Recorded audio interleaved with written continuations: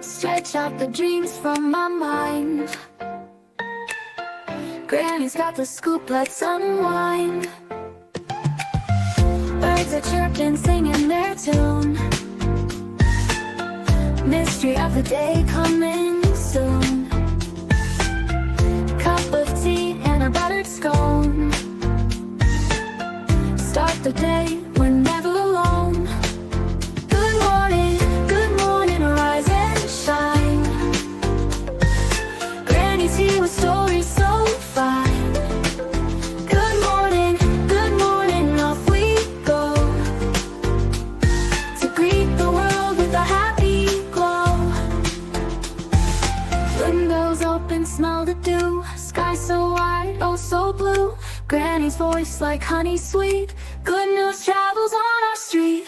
It's time to jump into the fray. Cheers to another golden day. Granny's voice like honey sweet. Good news travels on our street. Good morning, rise and shine. Granny's here with stories so fine. Good morning, off we go. To greet the world with a happy glow. Good morning, rise and shine. Granny's here with stories so fine. Good morning, off we go. To greet the world with a happy glow.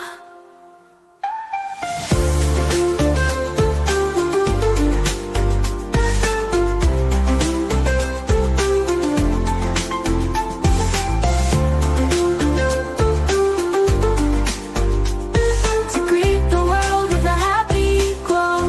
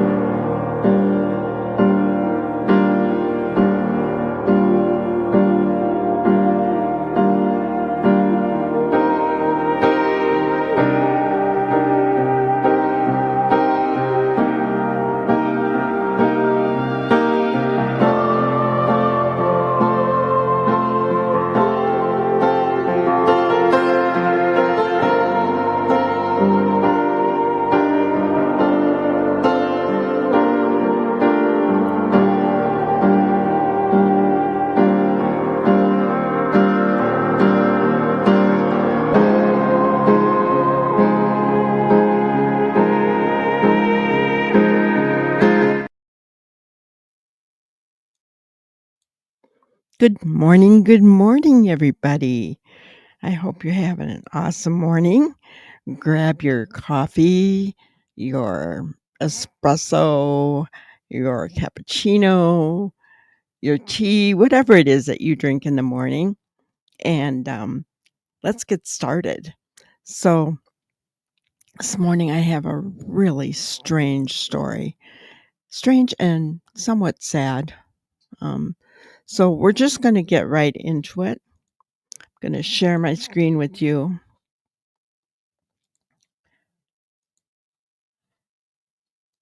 And yes, this is about a teen cheerleader who's accused of red rumming a goat. Right? What's that about? Well, let's hear. A Texas high school cheerleader accused of killing a rival student's goat is now banned from taking care of her own animals while she's out on bond. We told you about 17-year-old Aubrey Van Landingham after she was arrested for poisoning another student's goat. She was the president for school's Future Farmers of America Club at the time. Police obtained video where the girl used a syringe-like device to put bleach in the goat's mouth. She allegedly poisoned Willie the goat twice in 3 days. This was back in October. There's precious Willie. He passed away. And now, so the judge has slapped her with some interesting conditions. Let's take a look at them on your screen. So she's out on a $5,000 bond. She's to have no contact with the victim, that student, or her family. She can only have contact with the animals that live in her house. Apparently, she's got a dog, a cat, and a rabbit with adult supervision, but she can't be around any other animals, apparently. Good. Let's bring in our legal eagles and talk about it. Franz Borghardt, Jennifer Brandt, want to get your thoughts on this case. That poor Willie the goat, that poor girl. Poor Willie the goat. Okay. From my understanding is that this was a goat show.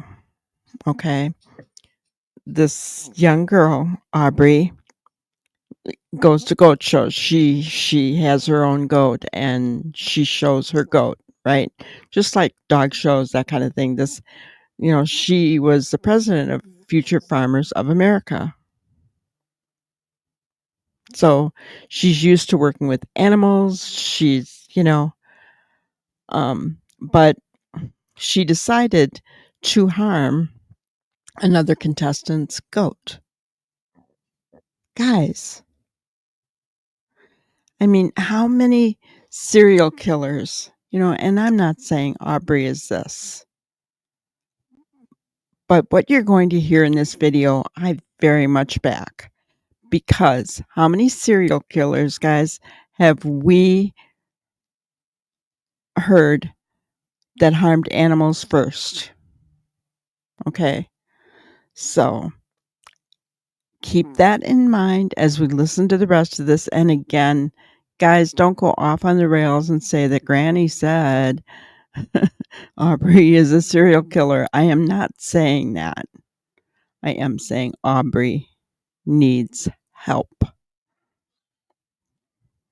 Girl who owned Willie. Willie died in her arms, and now this teenager is paying the price and going through the criminal justice system. Jennifer, what do you think about her conditions? The judge saying she can't have any contact with any animals, and the ones in her house, somebody has to be watching her. I think those are really good conditions. In fact, I would probably go a step further and take her animals away. Yes. I mean, because I agree. Until she's found to be able to be around animals without even thinking about harming them. And I'm sure she's never thought about harming her own. But guys, there was no excuse for harming another contestant's goat. Let's continue. she's just, it's really horrific. I mean, what she did. I mean, she force fed this goat bleach and killed it. I mean, she's supposed to be president of the Future Farmers of America, adept at handling animals, having her own show goat and other animals, but she's a danger. She's a danger to animals, and I think she should also get some help, because clearly something's wrong. If you could do something like that and be that cruel and intentional, then there's some serious considerations going on here. And maybe she needs some additional help beyond just having adult supervision over the care of her animals. Yes, Jennifer, you're so right. I love that analysis. If I was a judge, I would order her to have a mental health evaluation immediately as part of this, right? And she said, she made the comment after she was caught. She said, well, I don't like cheaters. Wow. I agree with that. 100%. She needs a mental health evaluation.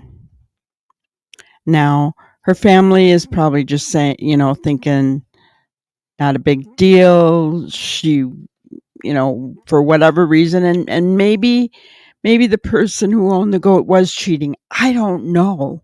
That doesn't matter. That's beside the point, right? A young person that can take the life of an animal needs some help.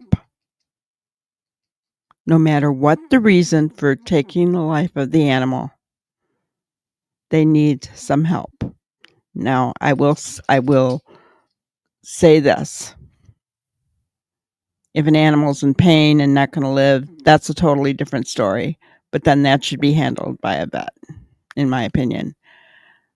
So that aside, there should be not a reason for a young person to take the life of an animal. Should not happen. And it sounded she had no remorse. None. How can that be, guys? That right there scares me more than anything else. That was her comment. She wasn't remorseful. She wasn't sad for poor Willie or what she allegedly did. It was, I don't like cheaters. It was like it was vindictive, allegedly. Franz, tell me what you think. I saw you nodding when I said she needs an eval. Who would have thought that the animal showmanship world was so cutthroat, Julie? I mean, wow. I definitely think she needs a mental. Guys, I'm going to say this. Anytime there is some kind of show, whether it is a beauty pageant, whether it is a dog show, whether it is a goat show, I think that there's a tendency. I mean, guys, we've seen it on videos, right? Where children's beauty pageants, the mothers get so outrageous, and we've seen where, state pageants and, you know, world pageants, there's things that go on behind the scenes, right? We've seen it. So I think that that's shouldn't be something that surprises us, because it's there, right? It's there behind any kind of show, no matter what it is, because you have people who maybe are not completely well, who will do things vindictively.